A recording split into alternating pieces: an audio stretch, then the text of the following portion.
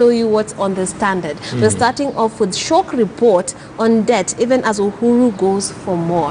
Now, this is with regard to the BRI summit that he has gone to attend in Beijing with former Prime Minister Raila Odinga, as well as the nation is going with MPs vote to kick out Huduma number firms. So very strong headlines you're having right there. I'll start with you, Acting Speaker for Nairobi County, Chege Mwaura. Tell us, what do you think about this ongoing debate about the debt the country is shouldering and how it's been covered on the standard? Thank you. The debt, for of course, a country needs some level of debt for it to be able to progress in its development agenda. Yes.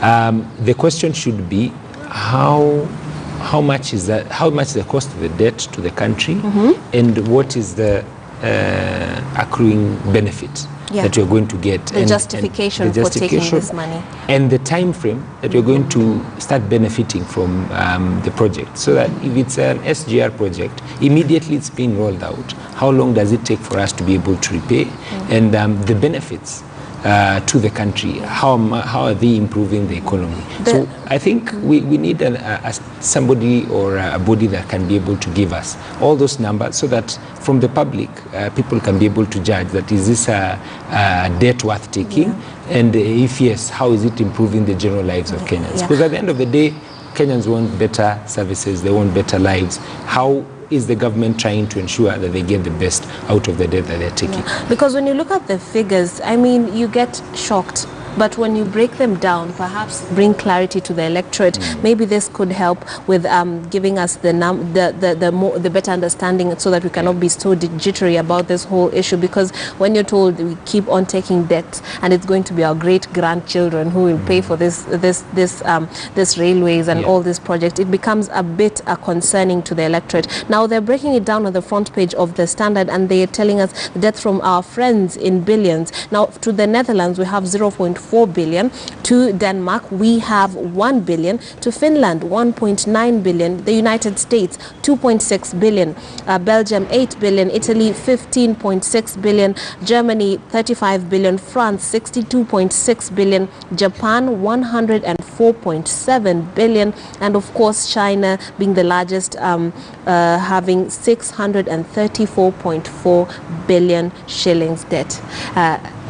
Kevin Osido, scary figures. We are always concerned about this topic, and it's always been on our headlines. What do you think about this story? The comparative analysis is one thing in my view. Really? I would have loved to see countries like South Africa placed together with Kenya, and not Germany, not Switzerland. Of course, those are, I would say, quote unquote, our big brothers. Yeah. But I would have loved to see how we are doing as a country compared to our regional friends, our continental friends, and our, people that more or less have lives like ours. Not that the others don't have lives like ours, but when I say lives like ours, I mean things like what are the accrued benefits of these debts? When we're talking about standard gauge railways, first phase, second phase, third phase, and people have serious questions around even the performance of what that borrowed money is supposed to be doing.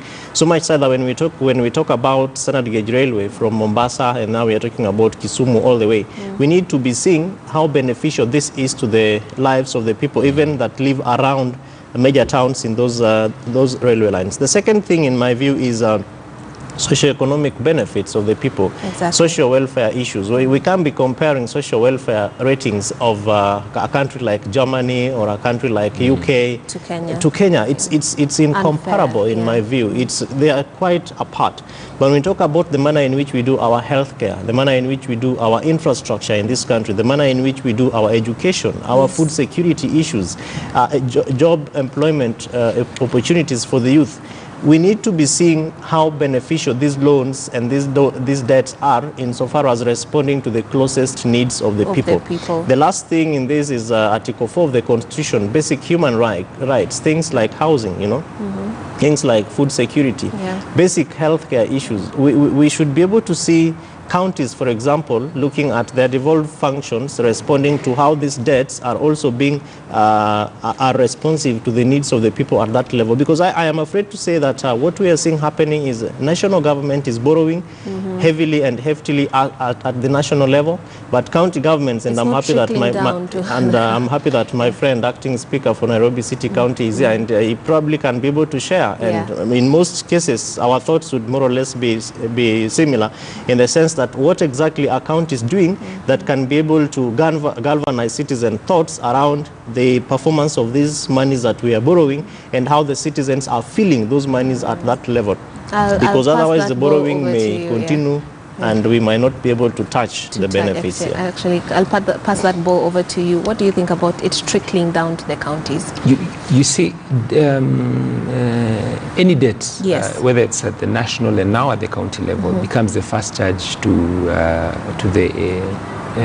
the monies that come to the county. So the first amount that once you get this money, it's supposed to go to debt financing. Right. So what is critical is for the people to understand that if we are going to take this debt, at what cost are we taking, and where is it going, and how is it going to benefit us? At the county level, through our budget committees, if I would talk for Nairobi, we actually been very keen on ensuring that even the money, you see, sometimes you budget based on the money you're collecting.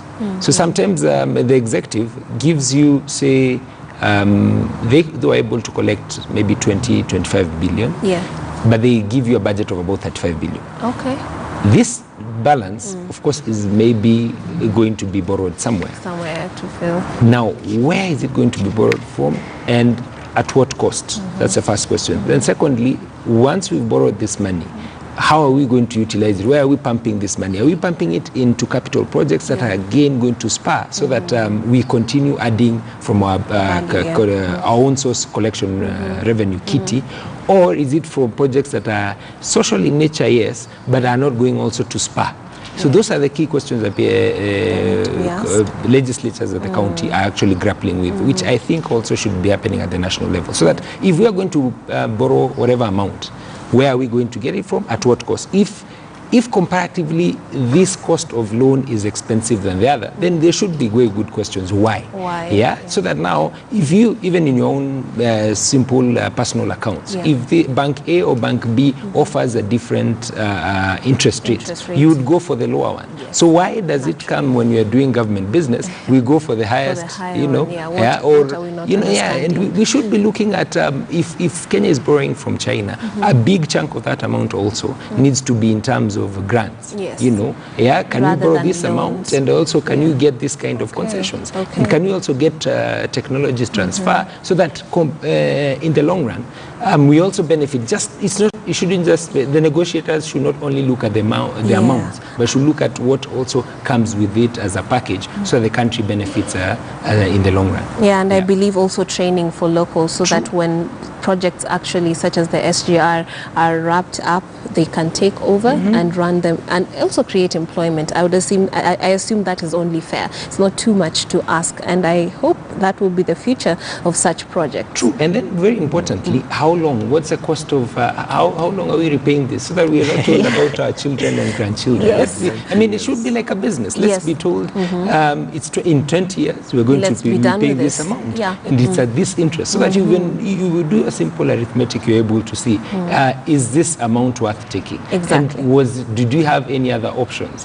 Those are the kind of critical questions that we need to be asking, or the media needs to be helping the public ask, so that at the end of the day people are comfortable. They understand what